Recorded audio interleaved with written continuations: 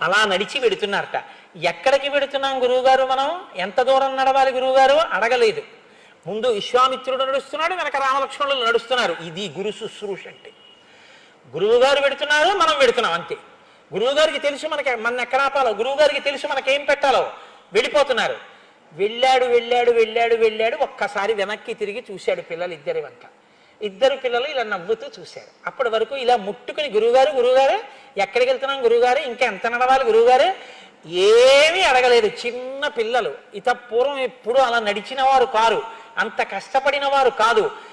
ఎంత గురుభక్తిరా వీళ్ళకి, నా వెంట ఎలా నడిచి వచ్చేస్తున్నారా, రథాల్లో వెళ్ళవలసిన వాళ్ళు, గుర్రాల మీద వెళ్ళవలసిన వాళ్ళు, ఏనుగుల మీద అంబారీలో తిరగవలసిన వాళ్ళు నా వెంట నడిచి వచ్చేస్తున్నారు. వెనక్కి తిరిగి చూశాట. ఇది గురువు అంటే. కడుపు నిండిపోయింది. అబ్బా ఏమి శిష్యులు రా నా శిష్యులు అనుకున్నట్ట. తన వెంట నడిచి వచ్చినందుకు ఎక్కడికి అని అడగనందుకు గురువుగా విశ్వామిత్రుడు రాముడికి ఇచ్చిన కానుక ఏమిటో తెలుసా అండి? ఇలా తిరిగి చూసి నవ్వాడు. నవ్వి రాముణ్ణి పిలిచి అన్నాడు, గృహాణవత్సశీలం మా భూత్కాలస్య పర్యయ మంత్రగ్రామం గృహాణత్వం బలాం అతిబలాం తథా. రామా, కమండలంలో ఆ నీళ్లు తెచ్చుకుని కూర్చో, ఆచమనం చెయ్యి, నీకు బల అతిబల అని 2 విద్యలు ఉపదేశం చేస్తున్నానన్నాడు. ఏం చేస్తాయి అవి? నశ్రమో నజ్వరో వాతేన రూపస్య విపర్యయ నచ సుప్తం ప్రమత్తం వా ధర్షైర్షంతి నైరుతాః నబాహ్వోః సదృశో వీర్యే పృథివ్యాం అస్తి కశ్చన త్రిషు లోకేషు వై రామ నభవేత్ సదృశస్తవ న సౌభాగ్యేన దాక్షిణ్యేన జ్ఞానే బుద్ధి నిశ్చయే నోత్తరే ప్రతివక్తవ్యే సమో లోకే తవానఘ. నీతో రామ, నువ్వు ఈ బల అతిబల అన్న 2 విద్యలు నా దగ్గర స్వీకరించి ఈ మంత్రముల యొక్క సమూహం అయితే మంత్రగ్రామం అంటారు. అనేక మంత్రాలని నీకు ఇప్పుడు ఉపదేశం చేస్తున్నాను. ఇవి నువ్వు తీసుకుంటే నశ్రమో, నీకు ఎంత దూరం నడిచినా, ఎన్ని రాత్రులు పగళ్ళు నిద్ర లేకుండా నిలబడినా, ఎంత యుద్ధం చేసినా నీకు శ్రమ ఉండదు. నజ్వరో, నీకు జ్వరం రాదు. వాతేన రూపస్య విపర్యయ, వాతాది ప్రకోపములు కలిగి రూపం చెక్కు చెదరదు. నచ సుప్తం ప్రమత్తం వా, నువ్వు నిద్రపోతున్నప్పటికీ రాక్షసాదులు నిన్ను ఏమీ చెయ్యలేరు. నీతో సదృశమైనటువంటి బాహుబలం కలిగినటువంటి వాడికి ఈ లోకంలో ఎవ్వడూ ఉండడు. నీతో సమానమైనటువంటి బుద్ధి కలిగిన వాడు ఈ ప్రపంచం మొత్తం మీద ఇంకొకడు ఉండడానికి వీల్లేదు. అంత గొప్ప మంత్రములను, అటువంటి మంత్ర గ్రామాన్ని నీకు ధారబోసేస్తున్నాను, తీసుకోమన్నాడు. ఆ మంత్రగ్రామాన్ని తీసుకున్నారు. ముందుకు వెళ్ళారు. సాయంకాలం అయింది. ఆయన నదిలో స్నానం చేసి సంధ్యావందనం చేసుకున్నాడు. గురువుగారు సంధ్యావందనం చేసుకున్నారు, పిల్లలిద్దరూ స్నానం చేసి సంధ్యావందనం చేసుకున్నారు. ముగ్గురు కలిసి తృణములతో, అంటే గడ్డి పరకలతో చేయబడినటువంటి పక్క ఒకటి అక్కడ వేశాడు. అంటే 4 గడ్డి పరకలు అక్కడవి ఇక్కడవి ఏరి తీసుకొచ్చి అక్కడ వేశాడు. పడుకోండి అన్నాడు. తను పడుకున్నాడు. పడుతుందా నిద్ర? హంసతూలికా తల్పాల మీద పడుకునేటటువంటి పిల్లలు ఇప్పుడు ఎక్కడ పడుకున్నారట? తృణశయనే శుచితే సహోషితాభ్యాం అంటారు మహర్షి. తృణశయనం అంటే గడ్డి పరకల మీద పడుకోమన్నాడు. పడుకున్నారట. వాళ్ళకి నిద్ర ఎందుకు పట్టిందోట తెలుసా అండి? గురువు గారిలా మాట్లాడలేదట. తాతగారు ఇద్దరు మనవల్ని చెరువు పక్క పడుకోబెట్టుకుని వాళ్ళని లాలించి మంచి కథలు చెప్తూ వాళ్ళకి అన్ని వర్ణించి చెప్తుంటే వాళ్ళు తాతగారి పక్కన ఇరుక్కుపోయి, తాతగారు పడుకున్నదే సింగిల్ కాట్ బెడ్ అయినా తాతగారు పడిపోతారని ఇద్దరు మనవల్ని నడువుల మీద చేతులేసి దగ్గరగా పడుకోబెట్టుకుని ఇలా చూస్తూ కథ చెప్పలేదు. వీధిలో పడుకున్నారు. వేసవికాలం ఆకాశం వంక చూసి, ఆ ఆకాశం చూశారా, ఆ నక్షత్రాలు చూశారా, ఆ సప్తర్షి మండలం చూశారా, అందులో వశిష్ఠుడని ఉంటాడు. మహానుభావుడు, ఎంత గొప్పవాడో తెలుసా వశిష్ఠుడు.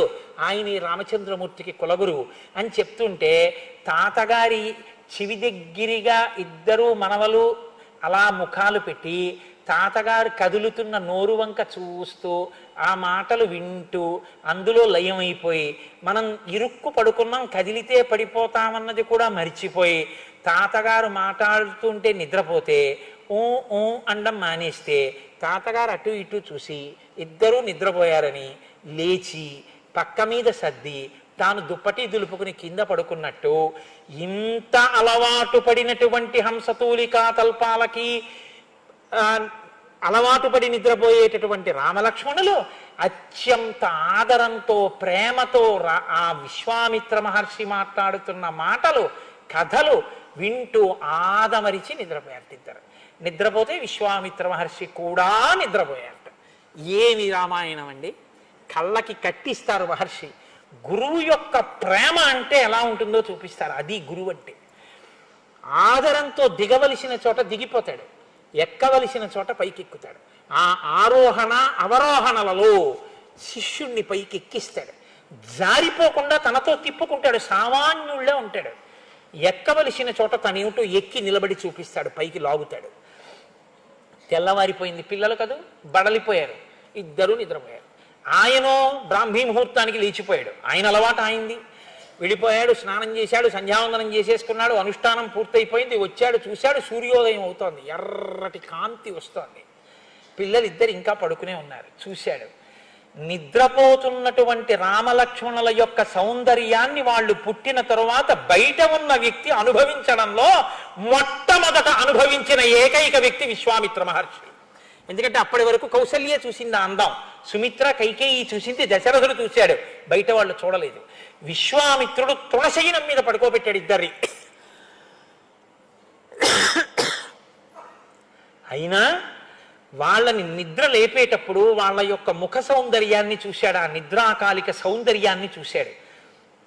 చూసి అంటాడు, కౌసల్యా సుప్రజా రామ పూర్వా సంధ్యా ప్రవర్తతే ఉత్తిష్ట నరశార్దూల కర్తవ్యం దైవమాన్నికం. కర్తవ్యం మీతో నేను మనవి చేశాను. ఆయన అంటాడు, కౌసల్యా సుప్రజా రామ, కౌసల్య యొక్క మంచి సంతానమైన రామ నిద్రలే. ఇక్కడ బహుభంగిమలు అనుభవించారు పెద్దలు. ఏం దశరథ సుప్రజా రామ అనకూడదు ఏంటి? సాధారణంగా మనం అప్లికేషన్లో ICHRVVB కోటేశ్వరరావు సన్ ఆఫ్ అంటే తండ్రి గారి పేరు రాస్తాం తప్ప అమ్మగారి పేరు రాయం, నాన్నగారి పేరు రాస్తాం. ఈయన తండ్రి గారి పేరు పెట్టి పిలవలేదు, కౌసల్యా సుప్రజా రామ అన్నాడు. ఇన్ని భావాలో తెలుసా అండి మనసులో? మీ నాన్నని వివాహం చేసుకున్న తర్వాత పట్టమహిషి అయినా ఆవిడికి పిల్లలు పుట్టకపోతే సుమిత్రం చేసుకున్నాడు, బాధపడలేదు. నాకు పుట్టలేదు, వాళ్ళకు పుడితే చాలని దశరథుడు తండ్రి కావాలని వ్రతాలు చేసింది మీ అమ్మ. సుమిత్రకి పుట్టకపోతే యవ్వనంలో ఉన్న కైకమ్మని తెచ్చుకున్నాడు. అసలు కౌసల్య ఇంటికి రాకుండా కైకమ్మ మందిరంలో గడిపాడు. ఆవిడికి బిడ్డలు పుట్టకపోయినా ఆవిడ మాటే వినడం మొదలెట్టాడు. అయినా మీ అమ్మ నొచ్చుకోలేదు. మహాపతివ్రత అయి ఎప్పుడూ దశరథ మహారాజు గారిని అనువర్తించి ఎప్పుడూ భగవంతుణ్ణి నమ్ముకుని ఇన్ని పూజలు చేశాను, నా కడుపు పండలేదు అనలేదు. ఈశ్వరుణ్ణి సేవిస్తూనే ఉంది. ఎంత నమ్మకం ఉన్నదో మీ అమ్మ. కాబట్టి కౌసల్యా సుప్రజా రామ కాదు, నేను మీ నాన్నని వెళ్ళి పంపించవయ్యా, నేను ప్రతిజ్ఞ చేస్తున్నానంటే ఇలా ఇలా అన్నాడు. వశిష్ఠుడు జోక్యం చేసుకున్న తర్వాత తనే వచ్చాడు. మీ అమ్మ మాత్రం అసలు ఎవరనాలి పంపనని, లేక లేక పుట్టినవాడు తీసుకెళ్లి విశ్వామిత్రుడికి ఇచ్చేస్తారా అనాలి. అలా అన్నట్టు రామాయణంలో లేదు, ఇచ్చేసింది వెంటనే ఆశీర్వచనం చేసి. నా మీద నమ్మకం మీ అమ్మది, మీ నాన్నది కాదు. కాబట్టి ఓ కౌసల్య కొడక, కౌసల్యా సుప్రజా రామ. కడుపులో అదొక ఆనందం. మీ అమ్మకి నా మీద నమ్మకమయ్యా కాదు. రామ, నువ్వు పుట్టాలంటే మీ నాన్న అశ్వమేధయాగం చేస్తే ఆయన పాపం పోయింది. అశ్వమేధయాగం చెయ్యాలంటే 3 కత్తులతో నవ్వుతూ గుర్రాన్ని చంపి ఓ రాత్రంతా గుర్రాన్ని భర్తని పట్టుకున్నట్టు పట్టుకుని పడుకుంది మీ అమ్మ.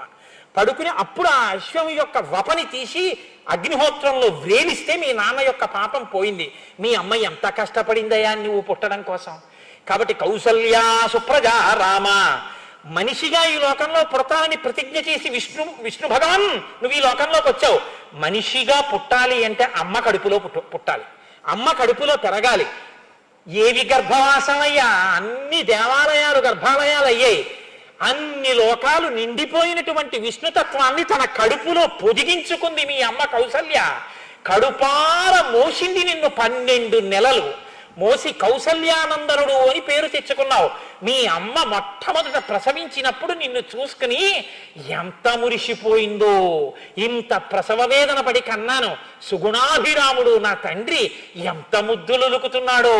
ఆజానుబాహుం అరవిందదలాయతాక్షం రామం నిశాచర వినాశకరం నమామి అని కన్న కడుపు ఎంత పొంగిపోయిందో. కాబట్టి కౌసల్యా సుప్రజా రామ. మామూలు రామ అంటే ఇంకో రాముడు తిరుగుతున్నాడు పరశురాముడు, ఆయన వస్తాడేమో. అందుని కౌసల్యా సుప్రజా రామ. దశరథుడి పేరెత్తితే ఆయన క్షత్రియులు తప్పుతుంటాడు కోపం, కౌసల్య పేరెత్తితే ఆయనతో గొడవ ఉండదు. ఆడదాని పేరెత్తాడులే ఫోన్ లేని ఊరుకుంటాడు, వెళ్ళిపోతాడు. అందుకని ఎక్కడైనా ఉన్నాడో ఏమో, నీకు మంగళమగుగాక, నీకు భద్రమగుగాక. కాబట్టి కౌసల్యా సుప్రజా రామ. ఎన్ని భావాలండి విశ్వామిత్రుడివి. అందుకే ఇప్పటికీ ఎక్కడ సుప్రభాతం చెప్పినా ముందు ఈ సుప్రభాతమే. మనందరం ఊహ చేసి ఈశ్వరుడు నిద్రపోయాడు అనుకుని లేపుతున్నాం. విశ్వామిత్రుడు నిజంగా తన కన్నుల ముందు నిద్రపోయాడు మనుష్యుడిగా. రాముడు నిద్రపోయిన రాముణ్ణి నిద్ర లేపాడు. ఆ భాగ్యం విశ్వామిత్రుడికి దక్కింది. కాబట్టి మొట్టమొదట ఈశ్వరుడికి సుప్రభాతం పలికి లేపానన్న ఖ్యాతి యుగాలు మారిపోయినా నాకే దక్కుతుంది. అది వెంకటేశ్వర సుప్రభాతం అని, సింహాచల నృసింహ సుప్రభాతం అని. ముందు మాత్రం కౌసల్యా సుప్రజా రామ పూర్వా సంధ్యా ప్రవర్తతే. నీ చెప్పిన శ్లోకమే చెప్పాలంతే సుప్రభాతం. ఏ దేవాలయంలో ఈశ్వరుణ్ణి లేపినా నేనన్న మాటతోనే లేవాలి. ఆ అదృష్టాన్ని నేను నా సొంతం చేసుకుంటున్నాను. ఇలా సొంతం చేసుకోవడానికి మీ అమ్మ నిన్ను కని నాకు ఇచ్చింది, లేకపోతే నాకు ఎక్కడ దక్కుతుంది. కాబట్టి కౌసల్యా సుప్రజా రామ. ఇన్ని భావాలుట కడుపులో, ఎంత సంతోషమో ఆయనకి. కౌసల్యా సుప్రజా రామ పూర్వా సంధ్యా ప్రవర్తతే. మీ నాన్న నీకు ఉపనయనం చేశాడు, క్షత్రియుడివి, యజ్ఞోపవీతం ఉంది, నువ్వు ధర్మం పాటించాలి. ధర్మం అంటే ఏమిటో లోకానికి చూపించడానికి వచ్చినటువంటి వాడివి. ధర్మం అంటే తెలుసుకోవడం కాదుగా, అనుష్ఠించడంగా. సంధ్యావందనం చెయ్యాలిగా, దాని ఎందుకు త్వర ఉండాలిగా. మరి సూర్యోదయం అయిపోతే ప్రాయశ్చిత్తంతో సంధ్యావందనం చెయ్యాలిగా, అర్ఘ్యం ఇవ్వాలిగా. అందుకని తొందరగా నువ్వు లేవద్దు, నువ్వు చెయ్యవలసిన పని నువ్వు చెయ్యొద్దు. కాబట్టి అవతల సూర్యోదయం అయిపోతుంది. నిద్రపోతున్న వాడిని కారణం చెప్పకుండా లేపకూడదు. అందుకని కారణం చెప్తున్నాను రామా. పూర్వా సంధ్యా ప్రవర్తతే ఉత్తిష్ట నరశార్దూల. నువ్వే సామాన్యుడివి కావు, నరులలో శ్రేష్ఠుడివి. రేపు పొద్దున్న యుగాలు మారిపోయినా మనుష్యుడన్నవాడు ఏం చెయ్యాలి అన్నది ఆలోచిస్తే నువ్వు చెప్పినటువంటిది నువ్వు చేసినదే దృష్టిలో పెట్టుకుని చేస్తారు. కాబట్టి రామా నువ్వు నిద్రపోవచ్చా, లేవద్దు నువ్వు. కాబట్టి ఉత్తిష్ట నరశార్దూల కర్తవ్యం దైవవాన్నికం. దైవానికి సంబంధించినటువంటి ఆత్మికం సంధ్యావందనం చేయాలి నాయన, లే అన్నాడు. అనేటప్పటికీ మహానుభావుడు నిద్ర లేచాడు, స్నానం చేశాడు, లక్ష్మణ సహితుడై. చిన్ని రాముడు చక్కగా కూర్చున్నాడు, సంధ్యావందనం చేసుకున్నాడు. మురిసిపోయాడు మారీచుడు ఆయన్ని చూసి. ఏకవస్త్రధరో ధన్వీ శిఖీ కనకమాలయ. చిన్న పిల్లాడయ్యా, పిలక పెట్టుకుని ఏకవస్త్రం కట్టుకుని మెళ్ళో ముత్యాలహారం వేసుకుని, ఏమందామయ్యా రావణ, రాముడంటే అప్పుడు చూశాను నేనని చెప్పాడు రావణాసుడితో కలిసినప్పుడు అరణ్యకాండలో. కాబట్టి సరే కలిశారు, బయలుదేరారు. ఏమి రామాయణం హరిప్రసాద్ గారు, ఏమి నడవట్లేదండి ఇది. కాబట్టి ఇద్దరు రామలక్ష్మణులు విశ్వామిత్రుడు కలిసి ముందుకు వెడుతుంటే అక్కడ ఒక ఆశ్రమం కనపడింది. ఆశ్రమంలో కొన్ని వేల మంది తాపసులు కనపడ్డారు. అడిగేవాడికి శ్రద్ధ ఉండాలి. శ్రద్ధ అన్నమాటకు అర్థం ఏమిటో తెలుసా అండి? ఈయన జారిపోయాడో, ఈయన కాని వెళ్ళిపోయాడో మనకి ఇంత లోతుగా చెప్పేవాళ్ళు లేడు. కాబట్టి ఈయనతో నేనుండడమా, ఆయన నాతో ఉండడమా, ఏమో ఆయన ఎప్పుడు వెళ్ళిపోతాడో. కాబట్టి ఆయన ఉన్న సమయం వినియోగించేసుకోవాలి, అలాగనే ఆయన విసిగించేయకూడదు. కాబట్టి ఇప్పుడు శ్రద్ధగా అడిగితే చెప్తాడు. కాబట్టి కస్యయమాశ్రమ పుణ్య కోన్వస్మిన్ వసతే పుమాన్ భగవన్ శ్రోతుమిచ్చావ పరం కౌతూహలం హినౌ. భగవన్, ఇది ఎవరి ఆశ్రమం, ఇక్కడ ఎందుకు ఈ తాపసులు ఉన్నారు, నాకు వినాలనుంది, చాలా కుతూహలంగా ఉంది, మీ దగ్గర బాగా వివరంగా తెలుసుకోవాలని ఉంది. అందులో ఏదో కట్టే కొట్టే తెచ్చేయని చెప్పకుండా వివరంగా నాకు చెప్దురు. చిన్ని రాముడు అంత సంతోషంగా అడిగితే కాదనలేకపోయాడు విశ్వామిత్రుడు. చదవండి రామాయణం, చదివితే మీరు బాగా వివరంగా ఆ విశ్వామిత్రుడు చెప్పిన రీతికి మురిసిపోతారు నిజంగా. ఆయన అన్నాడు, పరమశివుడు ఇక్కడ ఒకానొకప్పుడు తపస్సు చేశాడు. తపస్సు చేసి ఉన్న సమయంలో మన్మధుడు ఆయన మీద బాణప్రయోగం చేశాడు. బాణప్రయోగం చేస్తే కోపం వచ్చినటువంటి పరమశివుడు మూడవ కన్ను తెరిచాడు. ఆయన మూడవ కన్ను తెరిచినప్పుడు మన్మధుడి యొక్క అంగములు, శరీరాంగములన్నీ భస్మమై జారి కింద పడిపోయి మన్మధుడు అనంగుడయ్యాడు. పరమశివుడు ఎక్కడ కన్ను తెరిచి చూశాడో, ఎక్కడ మన్మధుని యొక్క అవయవములు జారి పడిపోయాయో దాన్ని అంగదేశము అని పిలిచారు. కాబట్టి అనంగ ఇది విఖ్యాత తదా ప్రభృతి రాఘవ సచాంగ విషయ శ్రీమాన్ యంత్రాంగం ప్రమమోచ. ఇది ఈ అంగదేశంలో ఉన్నటువంటి పరమశివుని యొక్క ఆశ్రమం. అప్పటి నుంచి పరమశివుడు తపస్సు చేసుకున్నప్పుడు ఆయనని సేవించినటువంటి భక్తులు ఋషుల దగ్గర నుంచి ఆ ఋషుల్ని సేవించినటువంటి కొన్ని వేల మంది ఇప్పటికీ ఆ అనుక్రమంలో, ఆ వరుస క్రమంలో ఇప్పటికీ వచ్చినటువంటి వాళ్ళు, ఇదిగో చూసావా ఎంతమంది తాపసులో వీళ్ళందరూ, వీళ్ళు పరమశివుణ్ణి సేవించిన వాళ్ళని సేవించిన వాళ్ళు. అందుకే తస్యాయమాశ్రమ పుణ్య తస్యేమే మునయపురా శిష్యా ధర్మపరా నిత్యం తేషాం పాపం న విద్యతే. ఇక్కడ తస్యాయమాశ్రమ పుణ్య, ఇంత పుణ్యప్రదమై పరమశివుడు తపస్సు చేసుకుంటున్నప్పుడు సేవించినటువంటి ఋషుల యొక్క వరుస క్రమంతో ఉన్నటువంటి ఆశ్రమం కనుక ఈ మహాపురుషులు ఎవ్వరికీ కూడా పాపం ఉండదు. వీళ్ళు పరమశివుని యొక్క సేవ చేసిన వాళ్ళకి సేవ చేస్తున్న వాళ్ళు. అది శివానుగ్రహం అంటే. అంత గొప్ప ఆశ్రమం రామా ఈ ఆశ్రమం అని చెప్పారు. చాలా సంతోషించారు. సంతోషించి ముందుకు బయలుదేరారు.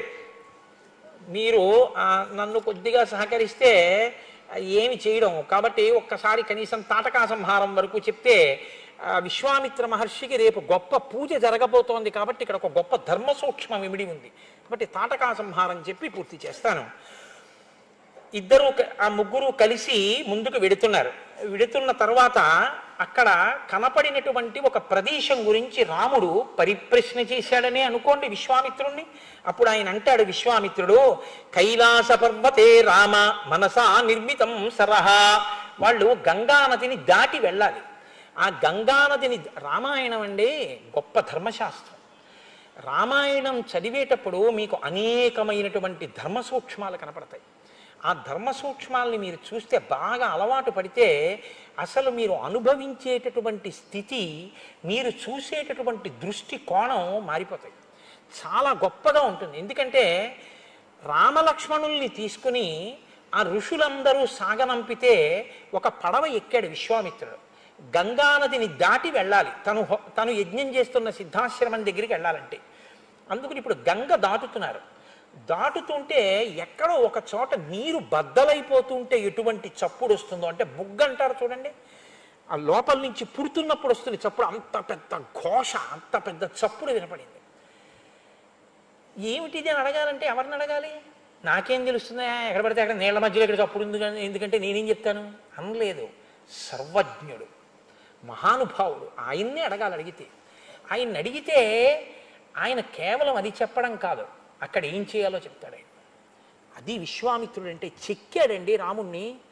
విశ్వామిత్రుడు ఏ బోధ చేసి ఎలా శిల్పాన్ని తయారు చేశాడో ఆ రాముడే లోకాభిరాముడయ్యాడు తర్వాత. కాబట్టి వాళ్ళు గంగానది మీద పడవలో వెళ్ళిపోతున్నప్పుడు వచ్చినటువంటి పెద్ద శబ్దాన్ని విని రాముడు అడిగాడు, ఏమిటి శబ్దం, నీటిలో ఇక్కడ ఒక్క చోట ఎందుకు వస్తోంది ఇలాగని అడిగాడు. అడిగితే ఆయన అన్నాడు విశ్వామిత్రుడు, కైలాస పర్వతే రామ మనసా నిర్మితం సరహ బ్రహ్మణా నరసార్తూల తేనేదం మనసం సరహ. ఒకానొకప్పుడు కైలాస పర్వతం మీద చతుర్ముఖ బ్రహ్మగారు తన మనస్సుతో ఒక సరోవరాన్ని ఒకదాన్ని సృష్టించాడు. బ్రహ్మగారి యొక్క మనసు చేత సృష్టింపబడిన సరోవరం కనుక దానికి మానస సరోవరము అని పేరు వచ్చింది. అది పరమ పవిత్రమైనటువంటిది, చతుర్ముఖ బ్రహ్మగారి చేత సృష్టింపబడింది. అది పాపరాశిని దగ్ధము చేయగలిగినటువంటిది. ఇంద్రుడంతటి వాడు బ్రహ్మహత్యాపాతకం పోవాలి అంటే ఆ మానస సరోవరంలోనే లోపలికి వెళ్ళి తామర తూడులో దాక్కున్నాడు. కాబట్టి ఆ సరోవరం ఏదుందో అందులోంచి మళ్ళీ ఒక నది పుట్టింది. ఆ నది ఈ అయోధ్య పట్టణానికి చుట్టూ తిరుగుతూ ఉంటుంది, చుట్టూ ఉంటుంది. అలా చుట్టూ ఉన్నటువంటి నది ఆ సరస్సులోంచి పుట్టింది కాబట్టి దీనికి సరయు అని పేరు. బ్రహ్మ మనసులోంచి పుట్టింది మానస సరోవరం అయితే అందులోంచి పుట్టింది సరయు. సరయు అందువల్ల చాలా పవిత్రమైన నది. ఆ నది అయోధ్య చుట్టూ తిరిగి, రామ ఇప్పుడు మనం గంగలో ప్రయాణం చేస్తున్నాం కదా, ఇక్కడ గంగలో కలిసింది. ఇప్పుడు గంగా సరయు నదీ సంగమం జరిగింది. రెండు పరమ పవిత్రమైనటువంటి నదులు కలుసుకున్నటువంటి ప్రదేశం అత్యంత శక్తివంతమై పరమ పవిత్రమై ఉంటుంది. రామ దానిని యథాలాపంగా దాటి వెళ్ళిపోకూడదు. అది పరమ పవిత్ర ప్రదేశం కనుక మనం అక్కడ ఒక నమస్కారం చెయ్యాలి. కాబట్టి మీరు తస్యాయమతుల శబ్దో జాహ్నవీం అభివర్తతే వారి సంక్షోభజో రామ ప్రణామం నియతక్కురు. ఇక్కడ నువ్వు ఒక నమస్కారం చెయ్యి అన్నాడు. నమస్కారం చేశారు, గంగానదిని దాటారు, కిందకి దిగారు, ముందుకు వెడుతున్నారు. అక్కడ ఒక పెద్ద అరణ్యంలా ఉంది, నిర్మానుష్యమైనటువంటి ప్రదేశం. నాకు శృంగేరి వెళ్ళినప్పుడు అక్కడ అరణ్యాలు చూస్తే ఈ శ్రీరామాయణంలో వర్ణనలే నాకు జ్ఞాపకానికి వచ్చాయి. అది చాలా చీకటిగా ఉంది వనమంతా. రాముడు ప్రశ్న వేస్తే ఎంత గొప్పగా ఉంటుందో తెలుసా అండి. అవతలవాడు జవాబు చెప్పకుండా ఉండలేడు. ఎందుకంటే అంత పరిశీలనాత్మకంగా చూసి వేస్తాడు ప్రశ్న. పిల్లాడు ఎంత గొప్పగా చూశాడురా, ఎంత గొప్పగా చూసి అడుగుతున్నాడురా ప్రశ్న అని యథాలాపంగా అడిగిన ప్రశ్న కాదు. ఉత్సుకతతో, సంతోషంతో, కృతనిశ్చయంతో, తెలుసుకోవాలన్న కుతూహలంతో అడుగుతున్నాడు. చెప్పకుండా ఉండలేడు గురువు, అలా అడుగుతాడు. అందుకని ఎలా అడిగాడో చూడండి. అహోవనమిదం దుర్గం జిల్లికాగణనాదితం భైరవై శ్వాపదై పూర్ణం శకుంతైర్దారుణారుతై. భగవన్, ఏమిటి అరణ్యమంతా ఇలా ఉంది, ఇక్కడ ఈల పురుగుల గోళ వినపడుతోంది అన్నాడు. ఇదో చమత్కారమైనటువంటి మాట. మనమైతే బహుశా కీచురాళ్ల రొద అని ఒకటి అంటుంటాం. కీచురాళ్ళు అదే పనిగా అరుస్తున్నాయి అంటే అక్కడ మనుష్య సంచారం అవి ఇంకా ఎక్కువ లేదు అని గుర్తు. కీచురాళ్ళు అరుస్తూ ఉంటాయి. ఈల పురుగుల యొక్క రథ వినపడుతోంది. భాసపక్షులు చేసేటటువంటి ధనులు వినపడుతున్నాయి. శ్రీరామాయణంలో ఇదొక చమత్కారం అండి. అనేకమైన చెట్ల పేర్లు, అనేకమైన పక్షుల పేర్లు, అనేకమైన శకునాల పేర్లు మీకు కనపడతాయి. కొన్ని పక్షులు అరుస్తున్నాయంటే అక్కడ మనుష్యుల్ని తినేసే అలవాటు ఉన్న రాక్షసులు ఉన్నారని గుర్తు. అక్కడ మనుష్యులు తిరగరనమాట, అక్కడే ఆ పక్షులు ఎగురుతుంటాయి. కాబట్టి భైరవైశ్వాపదై పూర్ణం శకుంతైర్దారుణారుతై. భాసపక్షుల యొక్క అరుపులు వినపడుతున్నాయి, ఈల పురుగుల యొక్క రొదలు వినపడుతున్నాయి, క్రూర మృగములు ఒక్కటే ఇక్కడ తిరుగుతున్నాయి. ఇక్కడ ఉండేటటువంటి చెట్లు చూస్తే చండ్ర, నల్లమద్ది, తుమ్మి, కలిగొట్టు, మారేడు మొదలైనటువంటి పెద్ద పెద్ద వృక్షాలతో నిండిపోయి ఉంది. ఎక్కడా మనుష్య సంచారం కనపట్టలేదు, ఒక్క మనిషి లేడు. ఇలా ఎందుకు జరిగింది? దీనికి ఇలా జరగడానికి కారణం ఏమిటి? ఎందుకు ఇలా ఉంది ఈ వనం అంటే ప్రమాదాన్ని శంకించాడు రాముడు. ఇది మనుషులు తిరగట్లేదు, ఇక్కడ ఎవరో మనుషుల్ని తినేవాళ్ళు ఉండాలి, ఇలా ఎందుకుందని అడిగాడు. ఆయన దీర్ఘదర్శనానికి సంతోషించాడు విశ్వామిత్రుడు. సంతోషించి ఆయన అన్నాడు, నాయన ఇక్కడ ఇది ఎందుకుందో ఈ వనం చెప్తాను, జాగ్రత్తగా విను. ఒకానొకప్పుడు ఇంద్రుడు వృత్రాసురుడు అనబడేటటువంటి ఒక బ్రాహ్మణ వధ చేశాడు. ఆయనని ఆ బ్రహ్మహత్యాపాతకం పట్టుకుంటే ఆయనకి మలదము, కరుషము అని రెండు ప్రబలై, అంటే విపరీతమైన ఆకలి, శరీరమునందు అశుచి, ఈ రెండు వచ్చాయి. అవి ఆయన వదిలిపెట్టలేదు, ఎక్కడికి వెళ్ళినా వెంటబడ్డాయి. అప్పుడు ఇంద్రుడు ఈ ప్రాంతానికి వచ్చాడు. మహర్షులందరూ ఏం చేశారంటే ఆయన ఒంటికి పట్టిన అశుచిని తొలగించడానికి, ఆయనకి పట్టుకున్న ఆకలిని తొలగించడానికి అభిమంత్రించినటువంటి మంత్రపూతములైన నదీ జలములను తీసుకొచ్చి ఆయనని ఇక్కడ స్నానం చేయించారు. ఆ జలముల చేత ఆయన పాపములు వదిలిపెట్టి ఈ భూమి మీద పడ్డాయి. ఈ భూమి స్వీకరించింది. ఇంద్రుడి యొక్క ఆ మలాన్ని, ఇంద్రుడి యొక్క కరుషము అంటే ఆకలిని ఈ భూమి బుచ్చుకుంది. కాబట్టి ఈ రెండు పట్టణానికి మలదము, కరుషము అని పేర్లు వచ్చాయి. అలా పేర్లొచ్చిన ఈ రెండు పట్టణాలని చూసి ఇంద్రుడు సంతోషించాడు. మీరు నాకున్నటువంటి ఇబ్బందుల్ని పుచ్చుకున్నారు కనుక మీరు సౌభాగ్యవంతములై, జనవంతములై, ఐశ్వర్యవంతములై పరిఢవిల్లెదురుగాక అని వరమిచ్చాడు. జనంతో నిండిపోయి ఈ పట్టణాలన్నీ చాలా సంతోషంగా ఉండేవి. కానీ ఇక్కడ తాటక అని పేరు కలిగినటువంటి ఒక రాక్షసి బయలుదేరింది. ఆవిడ ఈ ప్రాంతం అంతటినీ కూడా తన ఆధీనం చేసుకుని మనుష్యుల్ని తిరియడం మొదలుపెట్టింది. ఆ కారణం చేత జనం అందరూ వెళ్ళిపోయారు. నిర్మానుష్యములై శోభ తరిగిపోయి ఈ ప్రాంతం అంతా అరణ్యమైపోయింది అన్నాడు. వదిలిపెడతాడా రామచంద్రమూర్తి? కస్యచిత్తద కాలస్య యక్షీవై కామరూపిణి బలం నాగసహస్రస్య ధారయంతి తదాహ్యభూత్ తాటకానామ భద్రంతే భార్యాసు సుందస్య ధీమతః మారీచో రక్షస పుత్రో యస్యాహ శక్ర పరాక్రమః. గురువుగారి ప్రేమ అంటే ఏమిటో మీరు చూడండి. రామ, 1000 ఏనుగుల బలం కలిగినటువంటి ఒక యక్షిణి, ఒక రాక్షసి ఇక్కడ తిరుగుతుంది, మనుషుల్ని తింటుంది అని ఊరుకోవాలి కదా. విశ్వామిత్రుడు అన్నాడు వెంటనే, తాటకానామ భద్రంతే, ఆవిడ పేరు తాటక, రామా నీకు భద్రమగుగాక. అంటే ప్రేమ. అయ్యో పిల్లల్ని తీసుకొచ్చాను ప్రతిజ్ఞ చేసి, ఆ తాటక ఎక్కడి నుంచి వచ్చి మీద పడుతుందో ఈ పిల్లల మీద, ఈ పిల్లలకి ఏమీ జరగకుండుగాక, రామా నీకు భద్రంతే భద్రంతే. తాటక అన్న రాక్షసి ఇక్కడ తిరుగుతోంది, దానికి 1000 ఏనుగుల బలం. సుందుడు అన్న ఆయన ఆమెకి భర్త, మారీచుడు అన్నవాడు కొడుకు. వాళ్ళ వల్ల ఈ ప్రాంతం ఇలా అయిపోయింది అన్నాడు. ఊరుకుంటాడా రామచంద్రమూర్తి? అలా ఊరుకుంటే ఇంకేమండి. ఆయన అన్నాడు, అలా కాదు మహానుభావ, అసలు తాటకకి శాపం ఎందుకు వచ్చింది? అడిగే ప్రశ్న ఎలా ఉంటుందో తెలుసా అండి, విసిగిస్తున్నట్టుండదు, దానికి జవాబు చెప్పకుండా ఉండలేని స్థితిలో ఉంటుంది, అంత ఉత్సాహవంతంగా ఉంటుంది ఆ ప్రశ్న. వెంటనే రాముడు అన్నాడు, అదేమిటి? అల్పవీర్యాయదా యక్షా, యక్షులు చాలా అల్పవీరులు, వాళ్ళకేం పెద్ద బలం ఉండదు. యక్షిణి అంటున్నారు కదా, అందులో ఆడది కదా తాటక, అటువంటి దానికి అంత బలం ఎక్కడి నుంచి వచ్చింది? ఉండకూడదు కదా. 1000 ఏనుగుల బలం ఎలా వచ్చింది? ఆవిడైనా ఏనుగుల బలం వస్తే మాత్రం ఈ ప్రాంతాన్ని ఎందుకు ఇలా చేసింది? బ్రహ్మన్ నాకు చెప్పరా. పిల్లాడి వంక చూశాడు, ఏమి ప్రేమ, ఏమి ప్రశ్న వేస్తాడు, ఎంత ఉత్సాహం తెలుసుకోవాలని. నాన్న తప్పకుండా చెప్తాను. మళ్ళీ మొదలు పెట్టాడు.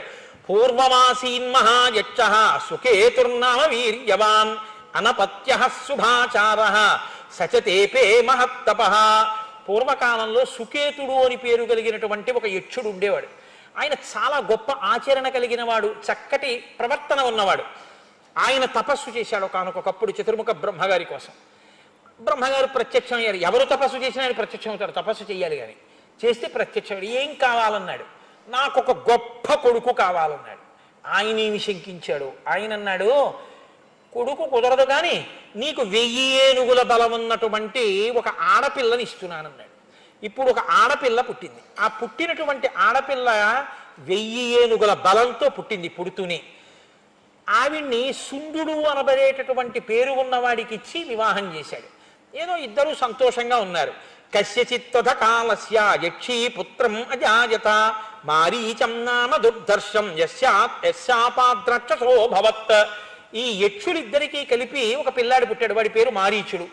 కానీ వాడు యక్షులకి పుట్టినవాడు యక్షుడే అవుతాడు కదండి. కానీ వాడికి శాపం వచ్చి రాక్షసుడు అయ్యాడన్నారు. శాపం వచ్చి యక్షుడు రాక్షసుడు అయ్యాడు, అలా ఎందుకు వచ్చింది? మళ్ళీ అడిగాడు.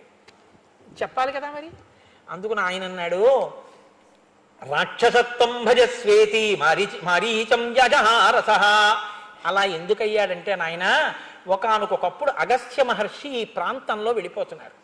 వెళ్ళిపోతుంటే ఈ తాటక యొక్క భర్త అయిన సుందుడు అనబడేటటువంటి యక్షుడు ఆయన మీద పడ్డాడు. ఎందుకు ఆయన మీద పడుతుంటారంటే, ఆయన పొట్టిగా ఉంటారు అగస్త్య మహర్షి.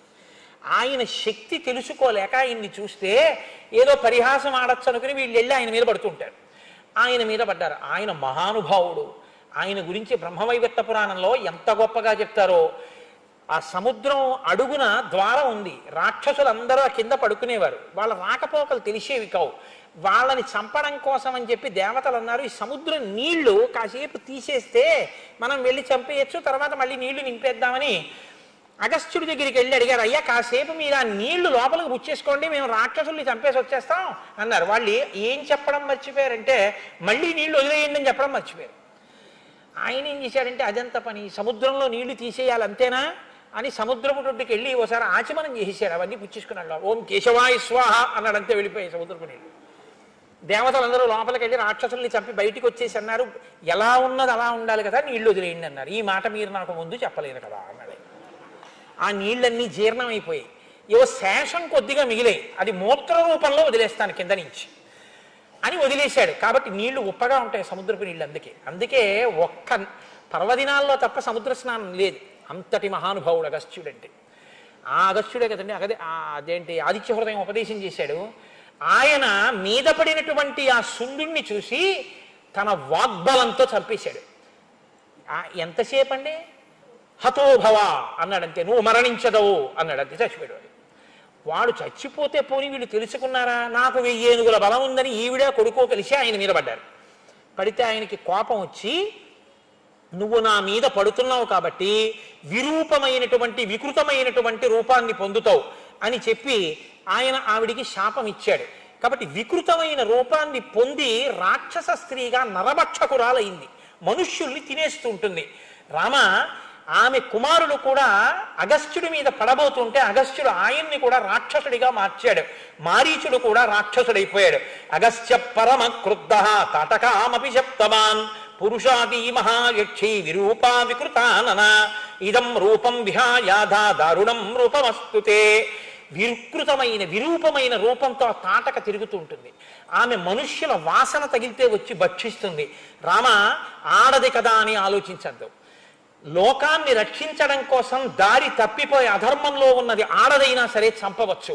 నేను చెప్తున్నాను కాబట్టి తాటక ఇప్పుడు వస్తుంది, నువ్వు వెంటనే చంపేసేయి. నృశంసమృశంసం వా ప్రజారక్షణ కారణాత్ పాతకం వా సదోషం వా కర్తవ్యం రక్షతా సతా రాజ్యభార నియుక్తానాం ఏష ధర్మ సనాతనః. నృశంసమృశంసం వా, అది చెయ్యవలసిన పనైనా చెయ్యకూడని పనైనా చేసి తీరవలసిందే. ఏష ధర్మ సనాతనః. రాముడికి ఎప్పుడు ధర్మమే చెప్తాడు విశ్వామిత్రుడు. అది ధర్మం. ఎవరికి ధర్మమో తెలుసా చంపడం? పాతకం వా సదోషం వా, అది పాతకమే కానీ దోషమే కానీ కర్తవ్యం రక్షతా సదా, లోకాన్ని రక్షించడం కోసం లోకాన్ని పాడు చేసే వాళ్ళని చంపాలి. కాబట్టి రాజ్యభార నియుక్తానాం ఏష ధర్మ సనాతనః. ఇది సనాతనమైన ధర్మం. ఎవడు రాజ్యభారమును వహించినటువంటి రాజున్నాడో ఆయన అటువంటి వారిని చంపాలి. కాబట్టి నువ్వు ఉత్తర క్షణం ఆ తాటకని చంపవలసింది అన్నాడు. అని రాముడి వంక చూశాడు ఏం చెప్తాడోనని. ఆయన ఏం చెప్పాడో తెలుసా అండి రామచంద్రమూర్తి? ఇది మనం ఎందుకు రామాయణం చెప్పుకుంటామో, మనం ఎందుకు రామాయణానికి వారసులమయ్యామో, రామాయణంలో విశ్వామిత్రుడు ఇన్ని చెప్పిన తరువాత రాముడు ఏం మాట్లాడతాడో మీరు చూడాలి. ఏమంటే మీరు చెప్తే మాత్రం నేను ఇప్పటి వరకు ఎవరిని చంపలేదు, ఇదే బోణి, మొదలు పెడుతూనే ఆడదాన్ని చంపడం ఏమిటి, నేను ఇంకా మా నాన్నగారికి వాళ్ళకి ఓసారి సెల్లో మాట్లాడితే కానీ చంపడం కుదరదు, మీరు చెప్పారని చంపేలేను, ఏమో మీరు చెప్పింది నిజమో కాదో అన్నాడు అనుకోండి, ఇంకెందుకు గురుత్వం? బలామతి బలాం స్తదా మంత్రగ్రామం గృహాణత్వం అంటూ ఆ మంత్రాలన్నీ ఇవ్వడం ఎందుకు? కాబట్టి ఇప్పుడు రాముడు ఏమంటాడు? ఎందుకు చంపుతానంటాడు? మీరు చెప్పారు కాబట్టి చంపేస్తానంటాడా? ఇంకేమైనా కారణం చెప్తాడా? ఎంత గొప్పగా మాట్లాడతాడో చూడండి. పితుర్వచన నిర్దేశాత్ పితుర్వచన గౌరవాత్ వచనం కౌశికస్యేతి కర్తవ్యం అవిశంకయా అనుశిష్టోస్మ్యోధ్యాయాం గురు మధ్యే మహాత్మన పిత్రా దశరథేనాహం ఆవజ్ఞేయం హి తద్వచః గోబ్రాహ్మణ హితార్థాయ దేశస్యాస్య సుఖాయ చ తవ చైనా ప్రమేయస్య వచనం కర్తుముద్యతః. అయోధ్యా పట్టణంలో సభలో అంతమంది ఎదురుగుండా ఉండగా మా నాన్నగారు నన్ను అంతఃపురంలోంచి తీసుకొచ్చి నా మూర్ధన్య స్థానమునందు ముద్దు పెట్టుకుని మిమ్మల్ని చూపించి మీతో పంపించేటప్పుడు నాతో ఒక మాట చెప్పారు. ఈయన మహానుభావుడు, ఈయన ఆజ్ఞ అనుల్లంఘనీయము, ఈయన చెప్పిన మాట అతిక్రమించకూడదు రామా, ఈయన వెంట వెళ్ళని చెప్పారు. నేను మనుష్యుడను, నా మొదటి ధర్మం పుత్రధర్మం. మా నాన్నగారు నన్ను పంపించినప్పుడు మీరు ఏం చెప్తే అది చెయ్యమని చెప్పారు. కాబట్టి పితుర్వచన నిర్దేశాత్ పితుర్వచన కారణాత్, మా నాన్నగారు చెప్పారు కాబట్టి చంపేస్తానన్నాడు. ఇది తండ్రికి ఇచ్చిన గౌరవం. దీనికి మనం వారసులం. అటువంటి వారసత్వం ఉన్నటువంటి జాతిలో నాన్నగారు మీరు నాకు పిల్లను చూడడం ఏమిటి అని అడిగినటువంటి డైలాగు రాయడం ఎంత దారుణమో మీరు ఆలోచించండి. మన పిల్లలకి అటువంటివి తీసుకొచ్చి కేబుల్ టీవీకి 200 కట్టి చూపించి పాడు చేసి విషవృక్షాలను తయారు చేసుకున్న సంస్కృతికి దిగజారిపోయి మనం ఇవాళ ఎంత ఘోరాపచారం చేస్తున్నామో విద్యులు మీరు బాగా ఆలోచించండి. పితుర్వచన నిర్దేశాత్ పితుర్వచన కారణాత్ వచనం కౌశికస్యేతి కర్తవ్యమని అవిశంకయా. బ్రహ్మములు తెలుసున్నవాడివి, బ్రహ్మర్షివి, నువ్వు నాకు ఇది ధర్మమని చెప్పిన తరువాత ఇక నేను అతిక్రమించడం అన్నది ఉండదు. నా బుద్ధితో ఆలోచించవలసిన పని లేదు. తండ్రి చెప్పాడు, మీరు చెప్పారు, నేను తాటకా సంహారం చేస్తున్నానన్నారు. ఈలోగా తాటక చూసింది, పరిగెత్తుకొచ్చింది, మీద పడింది, రాళ్ల వర్షం కురిపించింది, మాయని పొందింది, అంతర్ధానమైంది, విచిత్ర రూపాలు పొందింది, కామరూపంతో ప్రవర్తించింది, అనేక విధాలుగా ఆయనతో యుద్ధం చేసింది. కానీ విశ్వామిత్రుడు అన్నాడు, నాయన అసుర సంధ్య వేళ దాటిపోతోంది, చీకటి పడిపోయింది, ఇటువంటి సమయంలో ఇంకా నువ్వు ఉపేక్షిస్తే రాక్షసుల యొక్క బలం పెరిగిపోతుంది, కాబట్టి ఆలస్యం చేయకుండా ఇక బాణప్రయోగం చేసి సంహరించు అన్నాడు. ఆమె గబగబా పరిగెత్తుకొస్తుంటే ఏమైనా మారుతుందేమో చూస్తాను, ఈమె యొక్క గమన శక్తిని నిరోధిస్తానని కాళ్ళు చేతులు తెగ్గొట్టాడు. అయినా సరే మీదొచ్చి పడిపోతుంటే లక్ష్మణస్వామి ముక్కు చెవులు కోసేశారు. అయినా ఆమెలో మార్పు రాకుండా వచ్చి మీద పడిపోతుంటే పిడుగు లాంటి బాణాన్ని వక్షస్థలం మీద ప్రయోగించారు. ప్రయోగించగానే తాటక గిలగిల తన్నుకుంటూ అరణ్యంలో పడి ప్రాణం విడిచిపెట్టింది. అమ్మయ్యా, తాటక మరణించిందన్న శుభవార్తకిట ఈ లోకంలో ఉన్న వాళ్ళు కాదు, ఇంద్రుడితో సహా దేవతలందరూ లేచి నిలబడ్డారట. ఎంత శుభవార్త! తాటక మరణించింది. ఇంతకన్నా శుభవార్త ఏమిటి? మహానుభావుడు విశ్వామిత్రుడు బ్రహ్మర్షి రామలక్ష్మణుల్ని తీసుకెళ్లి లోకరక్షణార్థం తాటకా సంహారం చేయించి ఇంతటి మహోపకారం చేశాడని తాం హతాం భీమ సంకాశం దృష్టాసురపతిస్తదా సాధు సాధ్వితి కాకుత్సం సురాశ్చ సమపూజయన్. గొప్ప పని అంటూ దేవతలు ఇంద్రుడు కూడా పరుగున వచ్చి రామచంద్రమూర్తిని స్తోత్రం చేశారట. విశ్వామిత్రుడు ప్రహృష్టవదన ఎంతో ఆనందించాట. అబ్బా, ఏమి శిష్యుడు దొరికాడు రా! నేను ఒక మాట చెప్తే అతిక్రమించకుండా తవ చైనా ప్రమేయస్య వచనం కర్తుముజ్యత, నీ మాటకి చంపేస్తానని చంపాడు. ఇది నా శిష్యుడని పొంగిపోయేట. కానీ శిష్యుడిని పొగడకూడదు. ఎంతో సంతోషించి, నాయన రండి, మనం ఇక్కడ తాటకా సంహారం అయిపోయింది, మనందరం బయలుదేరుదామని చెప్పి చీకటి పడిపోయిన తర్వాత నిర్భయంగా మళ్ళీ ఇద్దరు పిల్లల్ని పెట్టుకుని చక్కగా వనంలోనే పడుకుని మంచి మంచి కథలతోటి చక్కటి విషయాలతోటి మళ్ళీ మనవలిద్దరినీ తాతగారు పట్టుకున్నట్టుగా పడుకోబెట్టుకుని ఎంతో మంచి కబుర్లు చెప్తూ ఆశ్రమంలో అక్కడ ఉన్నటువంటి వాళ్ళందరూ చుట్టుపక్కల వాళ్ళందరూ కూడా వస్తే ఎంతో ఆనందంగా ఆ రోజు రాత్రి విశ్వామిత్రుడు రామలక్ష్మణులతో కలిసి పడుకుని నిద్రపోతున్నాడు. ఇంకా ఇంతకన్నా చెప్పి వాళ్ళకి నిద్రాభంగం చేయడం ఎందుకు? రేపు సాయంకాలం మళ్ళీ ప్రారంభం చేద్దాం. ఇవాళ విశ్వామిత్రుడు వచ్చినటువంటి ఘట్టం రామాయణంలో చాలా గొప్పది.